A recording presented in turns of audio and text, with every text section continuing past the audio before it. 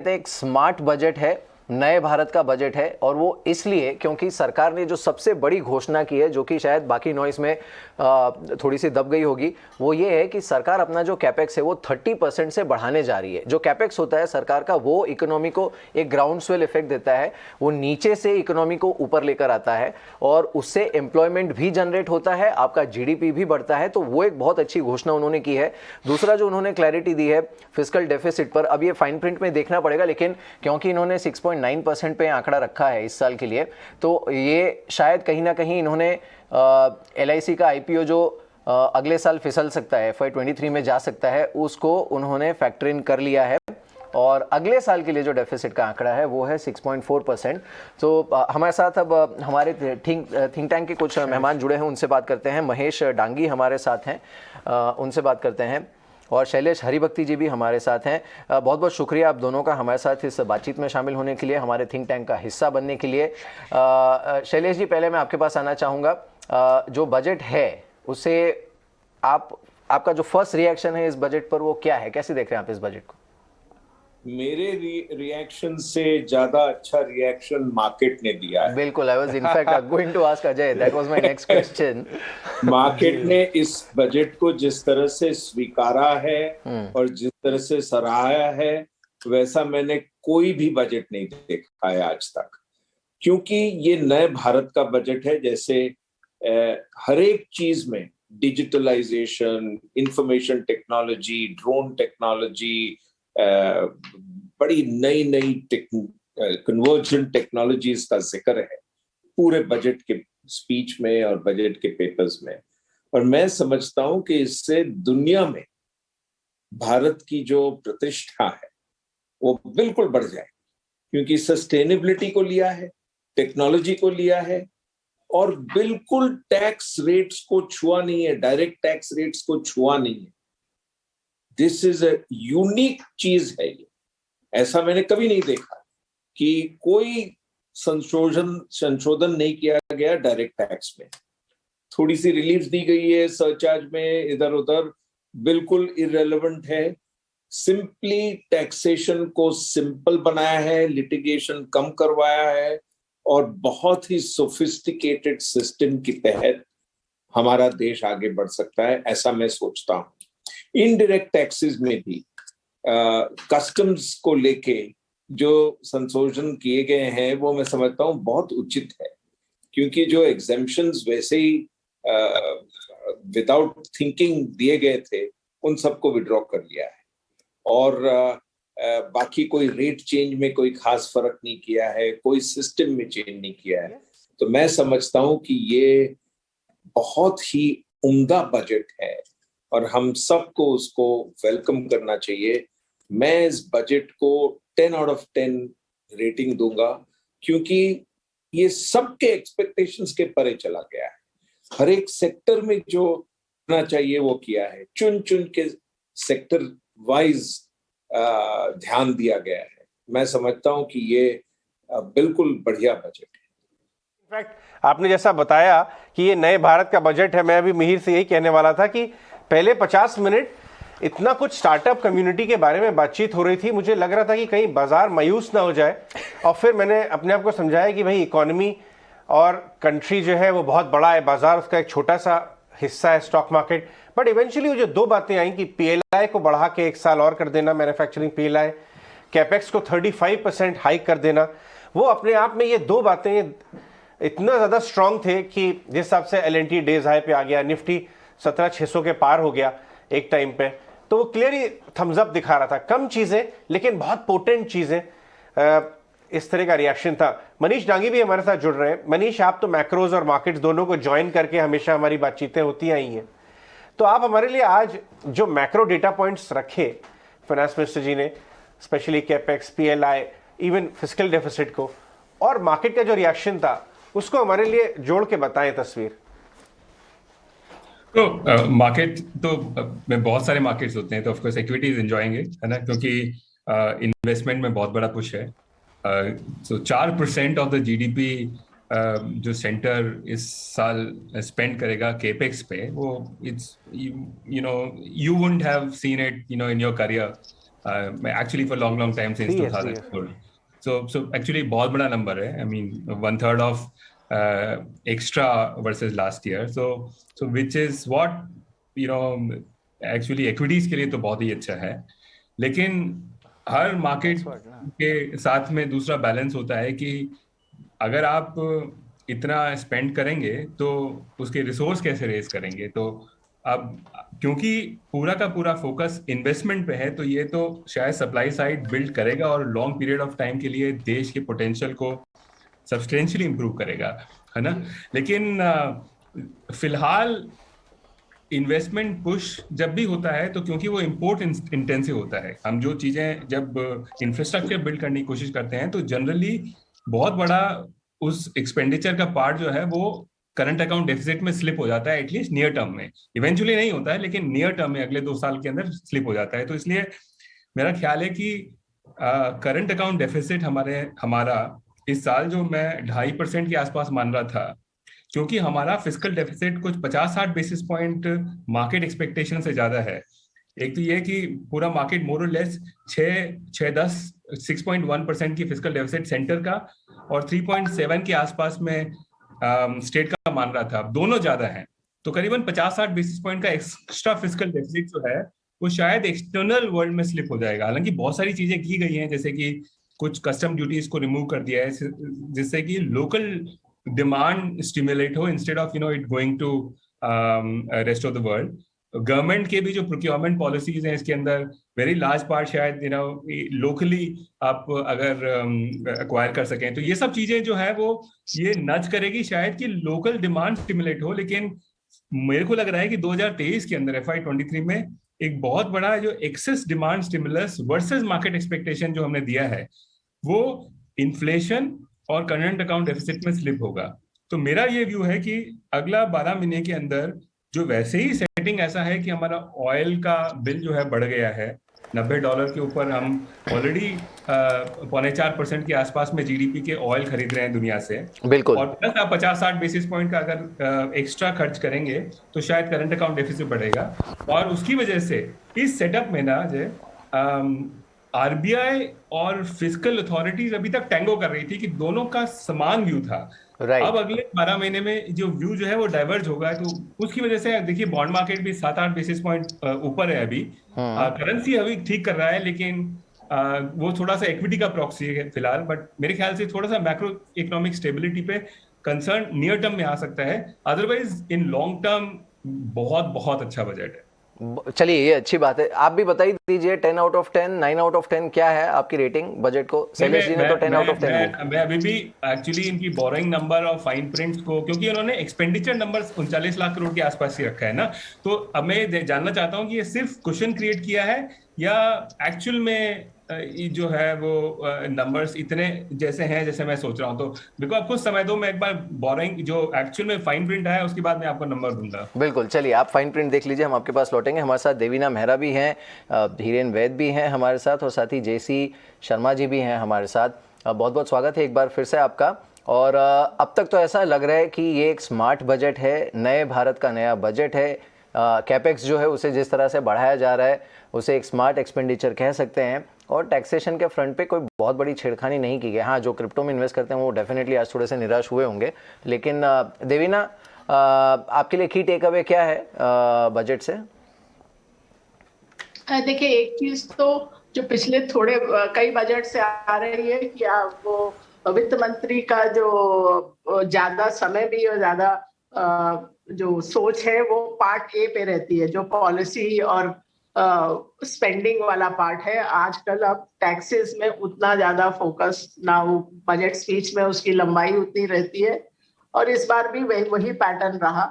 तो जो कि एक्सपेक्टेड था, इंफ्रास्ट्रक्चर, ग्रीन एनर्जी, कुछ हद तक एजुकेशन और हेल्थ की भी बात हुई, ये सब एक्सपेक्टेड था. जैसा कि मनीष कह रहे थे, मैं इसीलिए ज्यादातर बजट डे पे आती नहीं हूँ, क्योंकि बजट का जब तक आप सारे एनेक्स्चर्स और फाइनेंस बिल और सब कुछ ठीक से स्टडी नहीं करें और नंबर्स, तो वो खाली स्पीच में जो बोला गया उससे पूरा बजट का पिक्चर क्लियर नहीं होता. पर जितना हुआ है उससे, जैसे मैंने कहा, ये एरियाज फोकस के रहे. PLI में आपने वो टेलीकॉम इक्विपमेंट, डिफेंस इक्विपमेंट और बहुत तरह की टेक्नोलॉजी की बात की, बायोटेक से लेके बहुत कुछ और जो कटिंग एज टेक्नोलॉजीज हैं, तो वो देखना पड़ेगा उसका क्या इम्पैक्ट रहता है। जहां तक मैंने इससे पहले बात की थी कि एम्प्लॉयमेंट पर जोर होना चाहिए, तो इंफ्रास्ट्रक्चर और कैपिटल स्पेंडिंग से वो थोड़ा बूस्ट मिलता है एम्प्लॉयमेंट को। जो मैं और थोड़ा चाहती वो था कि आप मैन्युफैक्चरिंग की तो बहुत बात हुई, सर्विसेज की बात थोड़ी कम हुई, और सर्विसेज एक एरिया है जहां पर एक तरह से एम्प्लॉयमेंट में आप लीपफ्रॉग कर सकते हो, क्योंकि एक तक वो जो बहुत सारे लेबर को एम्प्लॉय करने वाली जो इंडस्ट्रीज थी उसका वो पीरियड पास हो गया है। तो आप थोड़ा एनेबलिंग एनवायरनमेंट उसका, जैसे टेली लीगल, टेली मेडिकल, बहुत तरह की सर्विस होती है, उस पर भी थोड़ा और ध्यान होता तो वो that would have been the plus. On the taxation side मेरे लिए तो एक वो अच्छा अनाउंसमेंट था, अगर रेवेन्यू डिपार्टमेंट उस पर अमल करे कि आप लिटिगेशन ओवर लिटिगेशन नहीं करें, क्योंकि ये बात तो मैं देखती थी इवन पब्लिक सेक्टर कंपनीज में, जैसे SBI हुआ या BHEL हुआ, हर साल उसी बात पर टैक्स लिटिगेशन सुप्रीम कोर्ट तक होता था। तो वो भी मतलब पब्लिक सेक्टर की मैं बात कर रही हूँ, तो वो मतलब बहुत सारा वेस्टफुल एक्सपेंडिचर था। तो ये इस तरह की छोटी चीजें जो मतलब रेवेन्यू से रिलेटेड भी नहीं होती हैं, उनसे काफी इम्पैक्ट होता है। बट ब्रॉडर इस पर एक तो अगर फिस्कल डेफिसिट इतना रहता है, और जैसा मनीष भी बोल रहे थे और मैंने भी बजट से पहले भी बोला था कि अगर आप फिस्कल डेफिसिट को बहुत टाइट नहीं करना चाहते, इन्फ्लेशन थोड़ा बढ़ भी रहा है उसको आप इग्नोर कर रहे हैं, RBI भी टाइटन अगर नहीं करता, तो फिर वो करेंसी पे इम्पैक्ट आने का पूरा असर रहता है। जहां तक इनडायरेक्ट टैक्सेस का संबंध है, वो मुझे अच्छे लगे प्रपोजल कि जहां आपने जरूरत है वहां टैक्स कंसेशन दिया, और जहां पर डोमेस्टिक कैपेसिटी है वहां अगर बहुत दिनों से चल रहा था टैक्स कंसेशन तो वो विड्रॉ किया। और मैंने इसके पहले भी कैपिटल गुड्स की बात की थी, तो उस इंडस्ट्री के लिए भी ये बजट पॉजिटिव रहा। तो अभी ये पहला इंप्रेशन कह सकती हूँ है।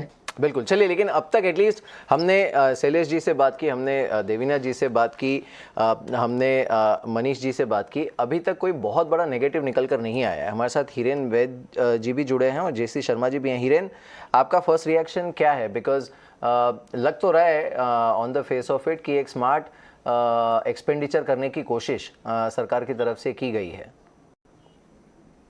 नहीं, देखिए, सबसे पहले तो मैं बोलूंगा कि it's a very simple budget, मतलब इसमें कोई कॉम्प्लिकेशन नहीं था, बहुत ही बिजनेस लाइक बजट और स्पीच था, और जो एक कंटिन्यूएशन है गवर्नमेंट की जो थिंकिंग या पॉलिसी उसको बरकरार रखा इस बजट ने, जैसे कि फोकस ऑन कैपिटल एक्सपेंडिचर। एक डेफिनेटली पॉजिटिव सरप्राइज ये था कि सबका अनुमान था शायद 20-25% से केपेक्स बढ़ेगा, लेकिन इन्होंने 35% से केपेक्स बढ़ाया है और स्टेट को भी ज्यादा कंट्रीब्यूशन दिया है फॉर केपेक्स। ये इंपॉर्टेंट है क्योंकि स्टेट के बजट्स जो हैं वो काफी वीक हैं ड्यूरिंग पैंडेमिक, और इस वजह से स्टेट को फाइनेंशियल हेल्प किया गया है ताकि वो भी जुड़े कैपिटल एक्सपेंडिचर साइकिल में। तो मेरे हिसाब से बहुत ही एक बोल्ड स्टेप लिया है, बहुत ही क्लियर थिंकिंग है कि केपेक्स करना है, और ज्यादा फिस्कल डेफिसिट की उन्होंने, जो इस गवर्नमेंट की थिंकिंग थी 2-3 साल पहले कि फिस्कल कंजर्वेटिज्म रखना, I think they have now turned around 180 degrees, और लास्ट ईयर से दे आर वेरी क्लियर कि हमें जो है वो स्पेंडिंग करके ग्रोथ बढ़ानी है, क्योंकि हिंदुस्तान में ये है इशू कि ग्रोथ काफी सारी चीजें सॉल्व कर सकता है।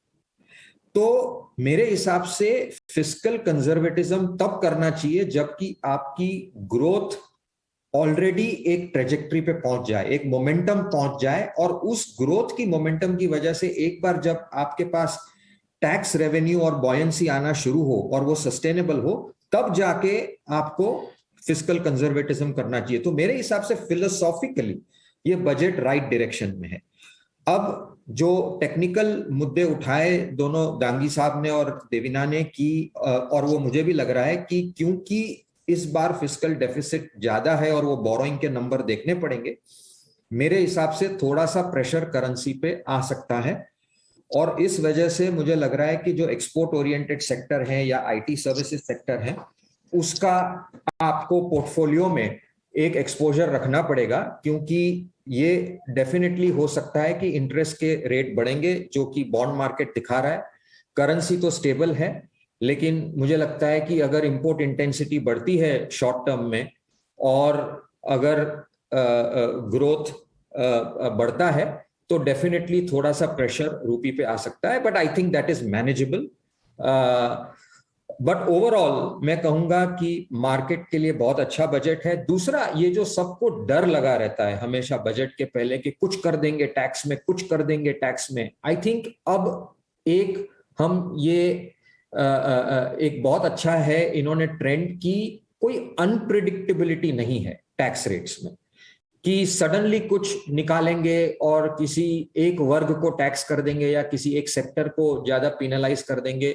मेरे हिसाब से ये जो प्रणाली है बजट में कि टैक्स पॉलिसी को एक सस्टेनेबल पाथ पे रखना, एक प्रिडिक्टेबल पाथ पे रखना, ये बहुत ही इंपॉर्टेंट चीज है। तो ये जो एक साई ऑफ रिलीफ है सबके लिए कि कुछ किया नहीं टैक्स में, तो बहुत अच्छा है। I think more than a negative view, मैं एक पॉजिटिव व्यू दूंगा कि अभी इनकी जो थिंकिंग है टैक्स पॉलिसी पे वो कंसिस्टेंट है।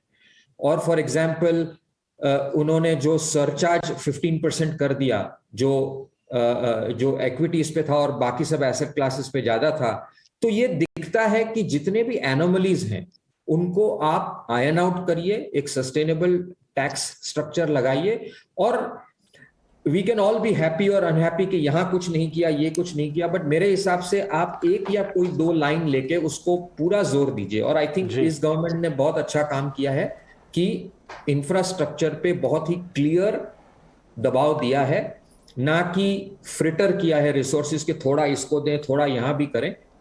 अगर आप थोड़ा भी कुछ अच्छा करते हो, किसी भी एरिया में मोमेंटम लाते हो, उसका एक बेनिफिशियल सर्कुलर इंपैक्ट आता ही है। तो I think on the whole I am happy. सिर्फ एक ही पॉइंट है कि उन्होंने डाइवेस्टमेंट के बारे में कोई फिगर या कोई बात नहीं की है, तो वो शायद फाइन प्रिंट में देखना पड़ेगा कि कितना उन्होंने डाइवेस्टमेंट का लिया है और इनका क्या थिंकिंग है डाइवेस्टमेंट। जी, इनफैक्ट यही बात हम अभी मिहिर से भी यही कर रहे थे कि बहुत सिंपल बजट है, नए भारत का बजट है, और कुछ मुद्दे हैं लेकिन वो बहुत फार रीचिंग इम्पैक्ट्स वाले मुद्दे हैं, जैसे पीएलआई, कैपेक्स और वो। इनफैक्ट आनंद महिंद्रा जी ने, जो महिंद्रा ग्रुप के चेयरमैन ने, अभी बस ट्वीट ही किया है कि brevity has always been a virtue and finance ministers in the shortest budget speech can prove to be most impactful. तो ये बात तो कही है। लेकिन housing infrastructure, in fact overall prosperity अगर हायर कैपेक्स आएगी कंट्री में तो उसका हाउसिंग अफोर्डेबिलिटी पे पॉजिटिव इम्पैक्ट होता है। और जेसी शर्मा जी वो उस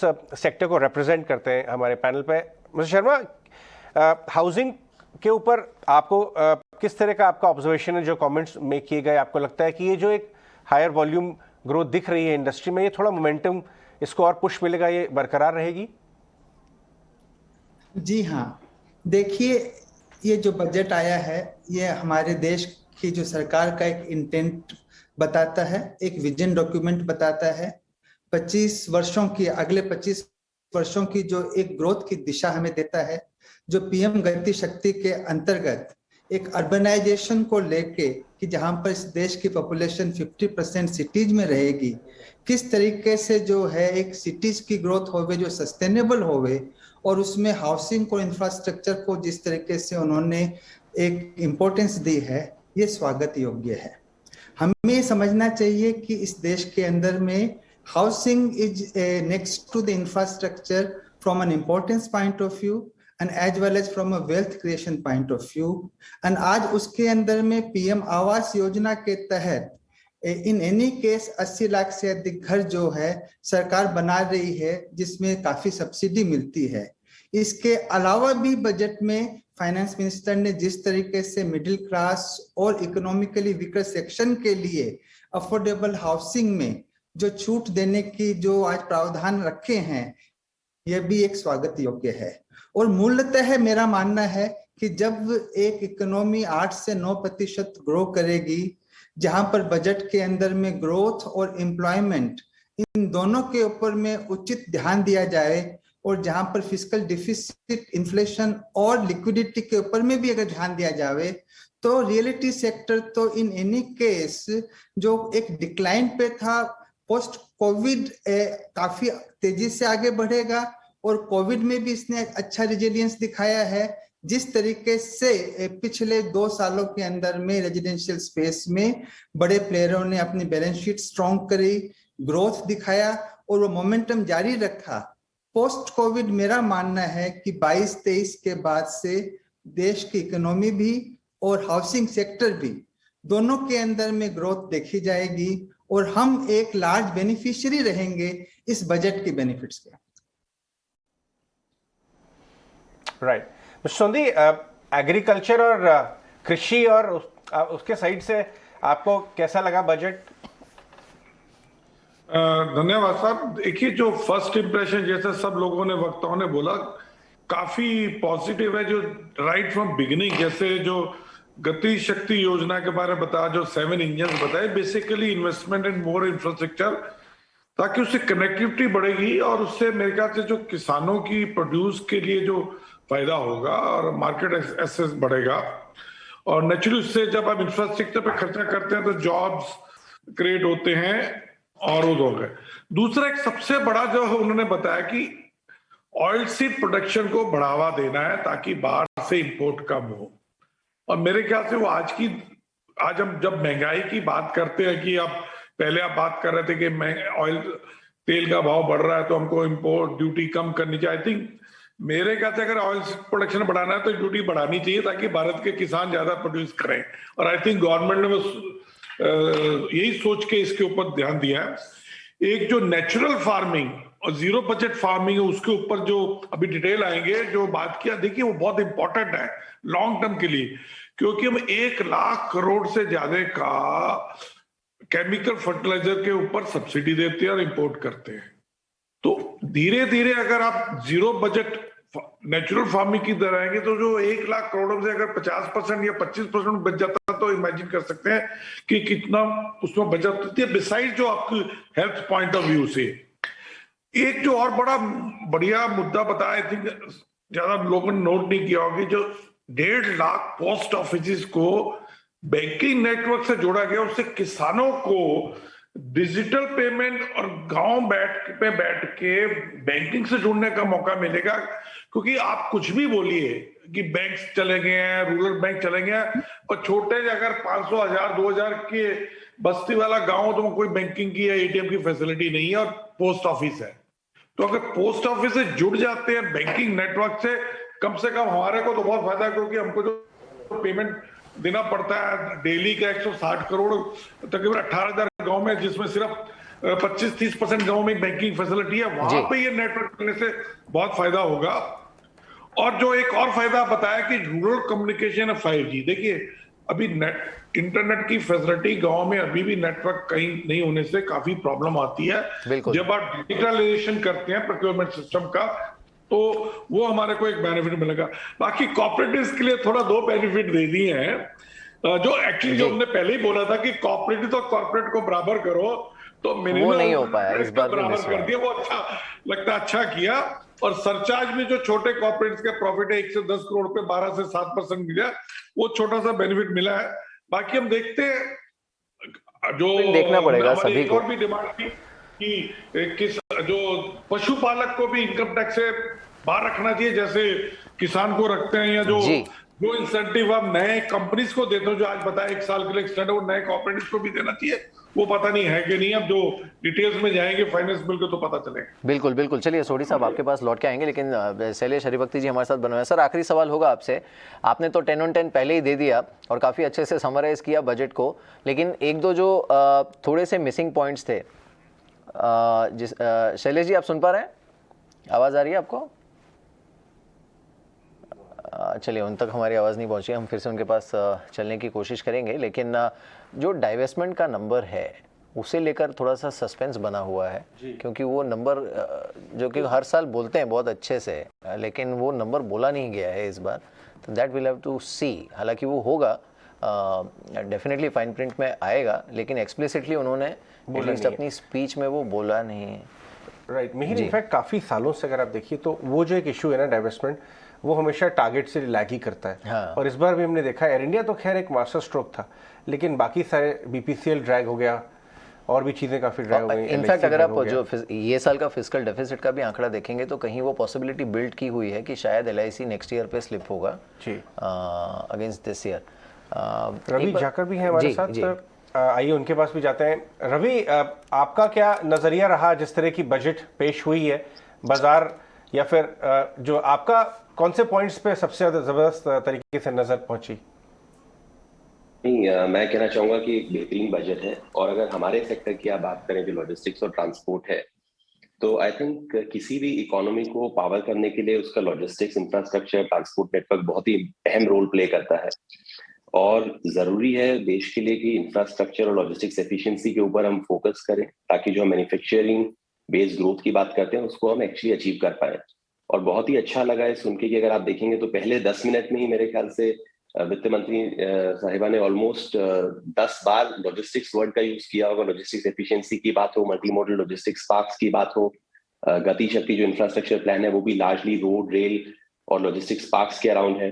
तो आई थिंक जो गवर्नमेंट ने एक फोकस रखा है और ये रिकग्नाइज किया है कि चाहे वो 100 कार्गो टर्मिनल बनाने का अनाउंसमेंट है जो अगले 3 साल की बात करी है, multi modal logistics parks, highway authority, ये सारी चीजों से पता चलता है कि गवर्नमेंट भी इस चीज से अलाइन है। और जो बहुत जरूरी है कि देश का जो इंफ्रास्ट्रक्चर है, जो लॉजिस्टिक्स एफिशिएंसी हमें बनानी है, वो बहुत ज्यादा जरूरी है। और इस बजट में काफी प्रोविजंस किए गए हैं, बजटरी एलोकेशंस भी किए गए हैं, जो कि हमें इस सब चीजों को संभव बनाएंगे कि जो भी लॉजिस्टिक्स पार्क्स है सब चीजें अच्छे से बन पाएंगी।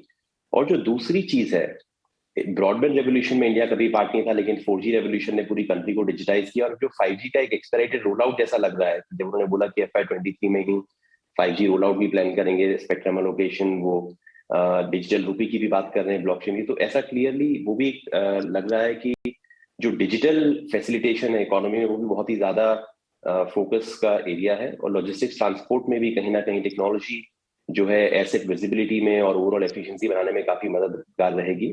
तो मुझे लगता है कि बजट बहुत ही सही दिशा में एक बेहतरीन प्रयास है और काफी क्लियर माइलस्टोन्स डिफाइन किए हैं अराउंड कि हमें कहाँ एक्सपेंडिचर करना है। और मुझे लगता है कि अगर हम इसके अनुसार देखें तो कंट्री में लॉजिस्टिक्स इंफ्रास्ट्रक्चर जो है वो काफी इम्प्रूव होना चाहिए अगले 1 से 2 वर्षों में।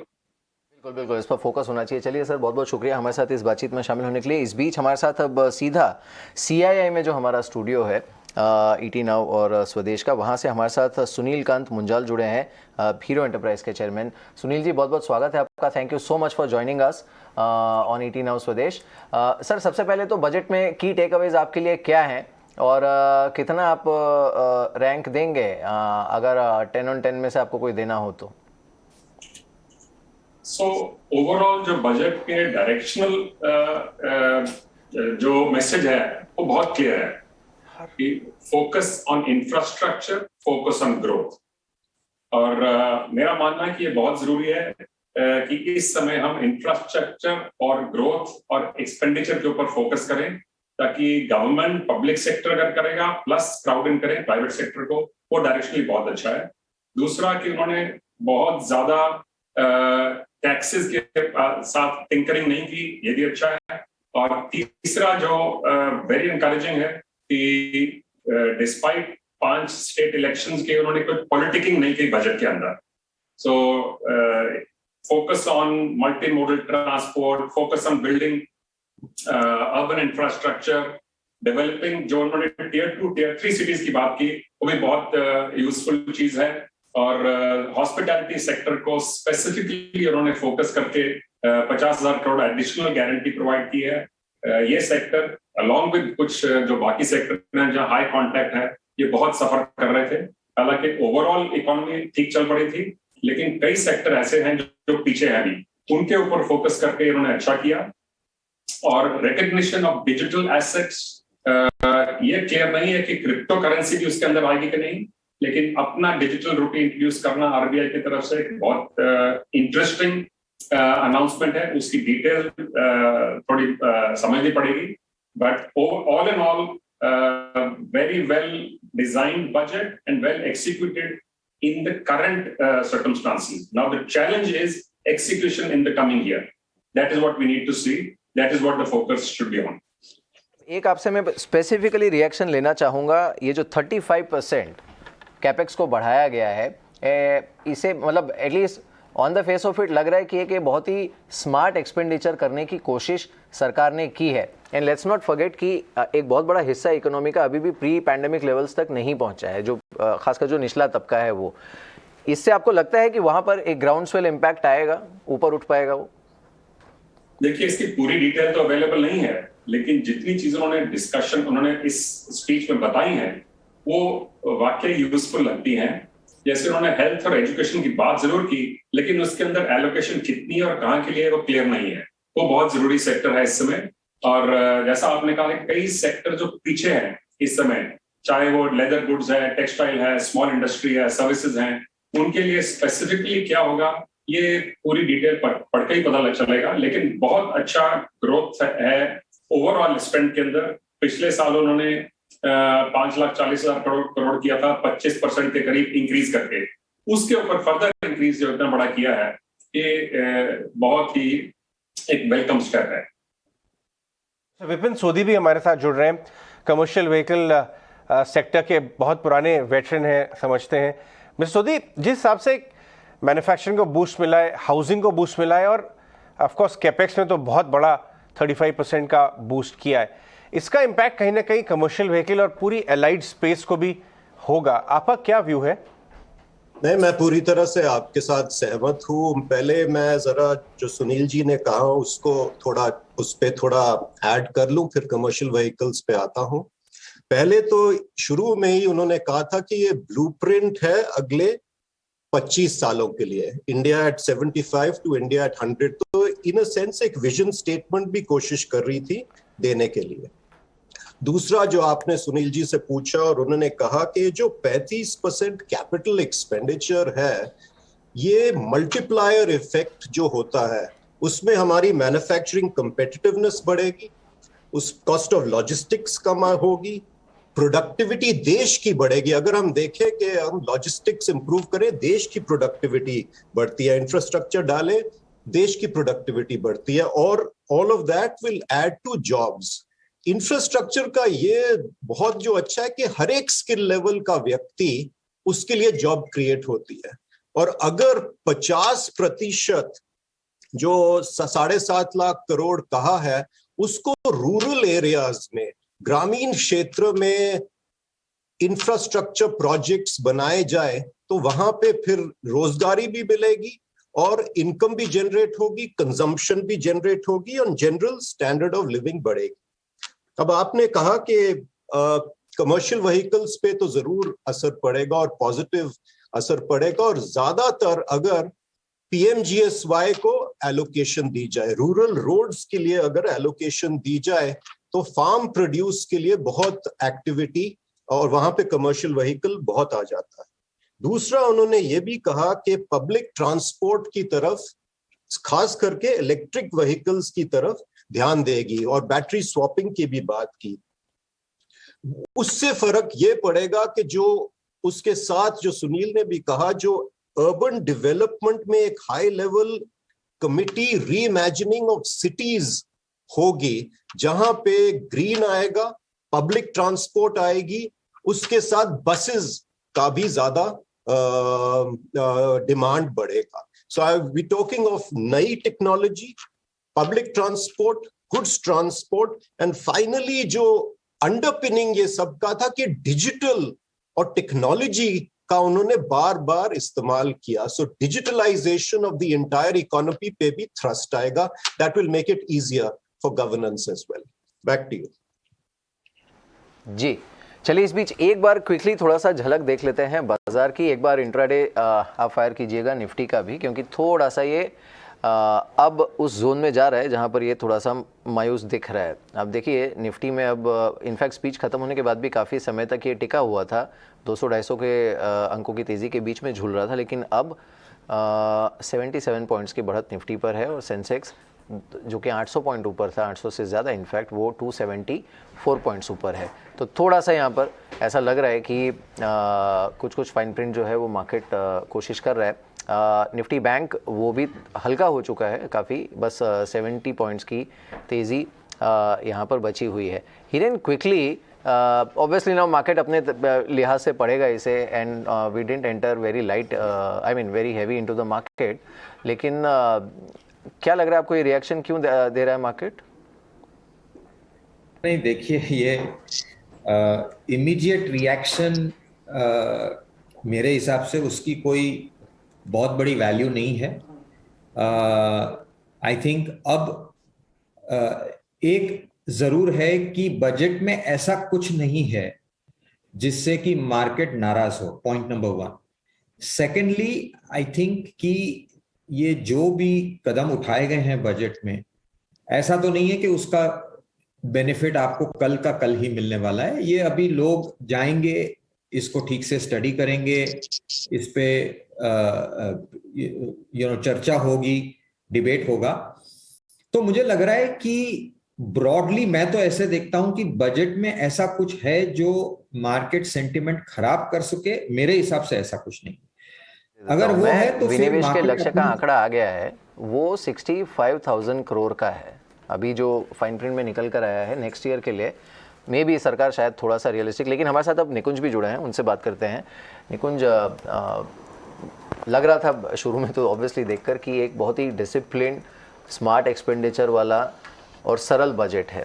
आपका मेन टेक अवे क्या है? आपने कई लोगों से भी बात की बजट के बाद, आपका मेन टेक अवे क्या है, की टेक अवे बजट से?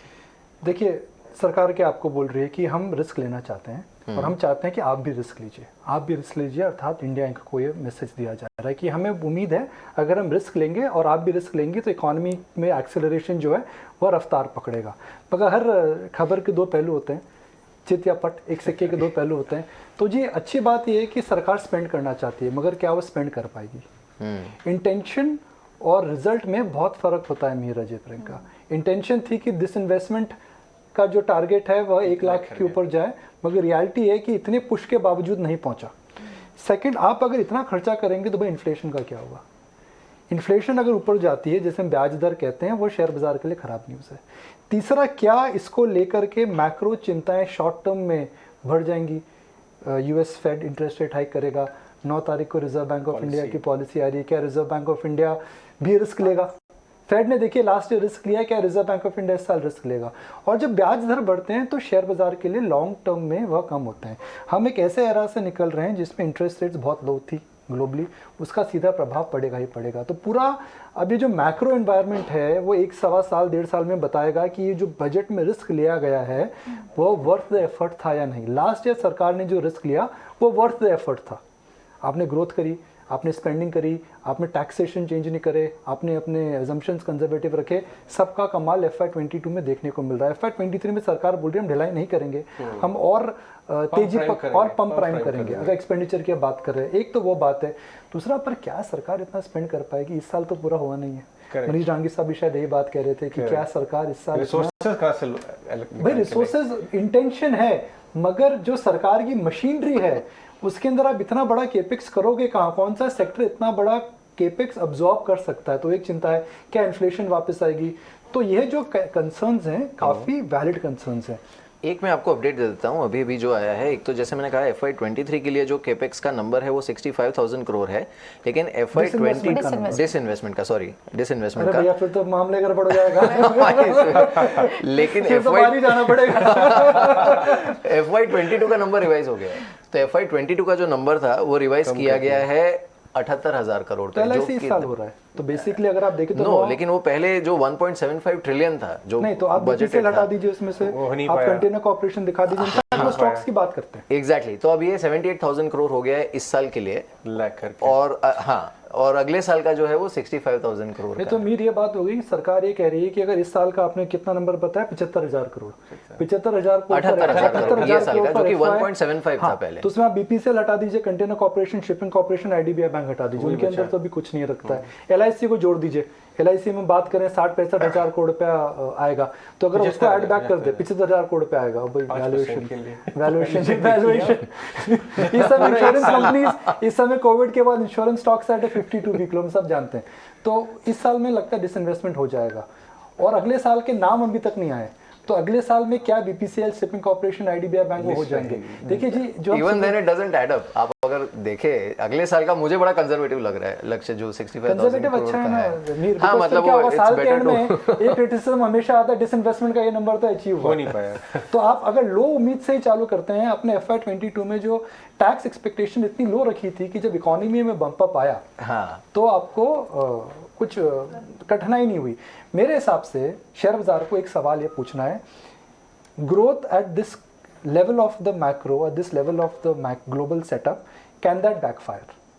One, मैक्रो है, इन्फ्लेशन है, ब्याज दर है, क्रूड है, RBI क्या करेगा, और इन्फ्लेशन को आप कंट्रोल कैसे करोगे? देखिए सरकार है, सरकार को ये तो सोचना पड़ेगा कि महंगाई से इलेक्शन हार और जीत सकते हैं। तो मार्केट आप पूछेंगे जो वॉलेटाइल क्यों है, मार्केट नेगेटिव हो गया, बजट गुरु देखिए बॉन्ड मार्केट में बॉन्ड यील्ड्स ऊपर जाएंगी मीर, हो सकता है 6.7 जो है वो 7 के आसपास एडजस्ट होगा।